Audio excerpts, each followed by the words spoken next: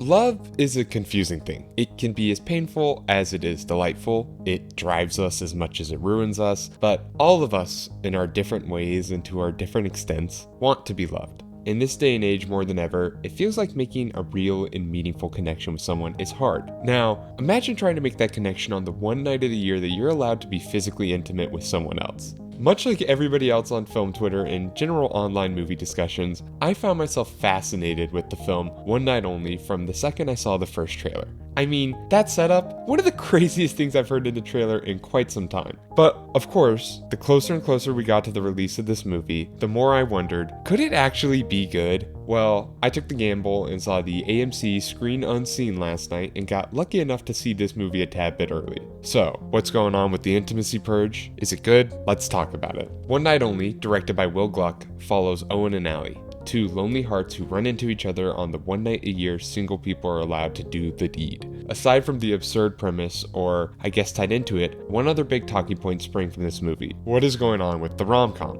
Recently, it's felt like Netflix is the only one putting anything out, and most of it's pretty run-of-the-mill generic TV movie rom-com stuff, but with actual movie stars starring in it. There's of course exceptions to this like Hitman or Searchlight's Rye Lane, but the recent crop has been mostly strange. Look no further than the last big rom-com bet in recent years, Anyone But You, also directed by Will Gluck. A film starring some actors I like, and yet a movie I found to be mostly annoying and drab. That movie felt like a last lifeline for rom-coms getting another big chance, and even with it doing well, the industry has seemingly somewhat moved past that. I hope it doesn't sound like I'm blaming Gluck. He released a film that did well, he did his part. I'm more so trying to illustrate that he's got a stake in this. To an extent, One Night Only feels like it is aware and somewhat commenting on the current state of the rom-com. I don't want to headcanon too much and then overcredit Will Gluck and screenwriter Travis Braun, but much of the film felt like a commentary on the film industry's weird relationship with rom-coms, even down to the premise of this movie. The film does somewhat feel like it's aware of how absurd things have to get for one of these movies to happen now. Everybody in the movie is confused about why everybody doesn't just get things back to how they used to be, why we can't just do things the normal and classic way. To be fair though, this is about one or two lines and very briefly mentioned, so maybe that was just me trying to find a rationalization in the story for why they made this choice. The movie hits a good chunk of the traditional romantic and narrative beats, but actually does make a few interesting changes and tweaks. I especially like how the quote-unquote falling out stuff is handled, and how little interest the movie has in manufacturing some big breakup or separation. The film in general has the kinetic energy that most of the great rom-coms do.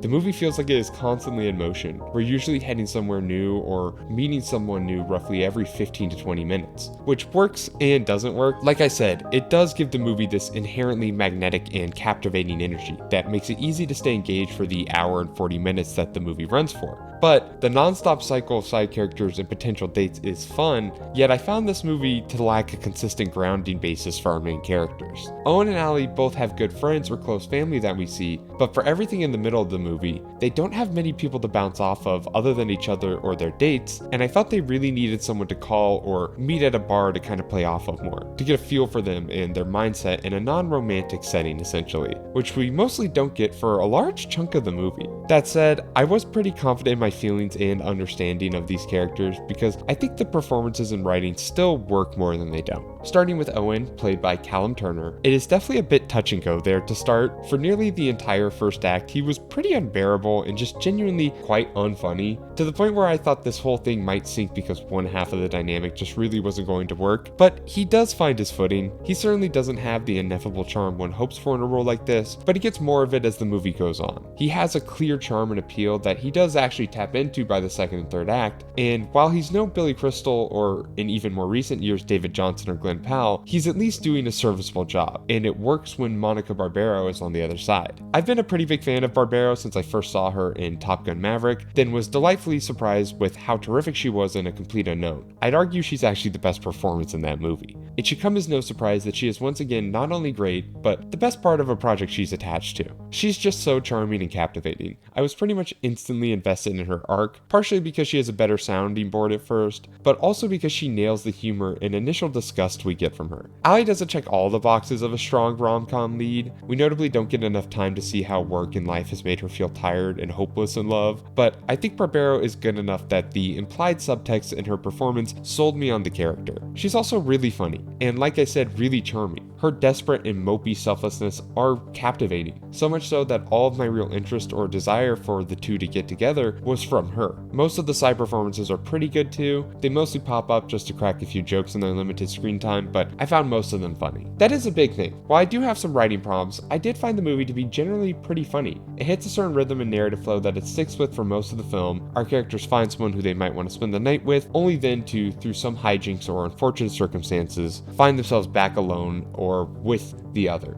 Yet, despite me feeling a bit tired with this loop during the movie, it did continue to make me laugh, and part of my frustration might have come with how little we get of these side characters. I really enjoyed LeVar Burton in particular.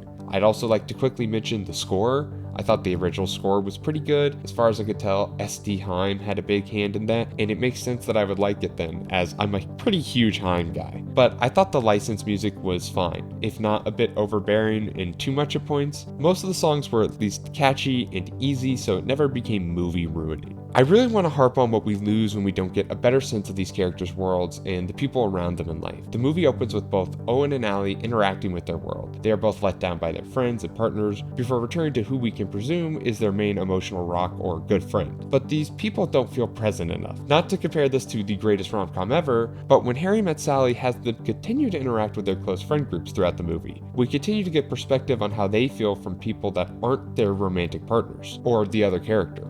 By having Owen and Allie spend the whole night on the town, it does make the realization of their romance then feel a bit predictable and rushed. It just sort of changes, and while I was rooting for them, there wasn't remotely any reason to believe they might not get together. Which, I'm not asking for a rom-com to shock me or blow my mind, but a good rom-com makes that final get-together satisfying, even if it feels inevitable. For a majority of this movie, it's impossible to ignore how inevitable Allie and Owen getting together is, especially when the film substitutes the typically equally charming and engaging friends for other potential partners, all who have flaws or clear relational incongruities that are noticeable from basically the first few seconds you meet them. Considering how many people they meet, the clear tension and repertoire between Allie and Owen, and the film's low confrontation ending, a choice I like but does add to this issue, the movie really feels like it has no stakes, or nothing driving us to want to see Owen and Allie get together.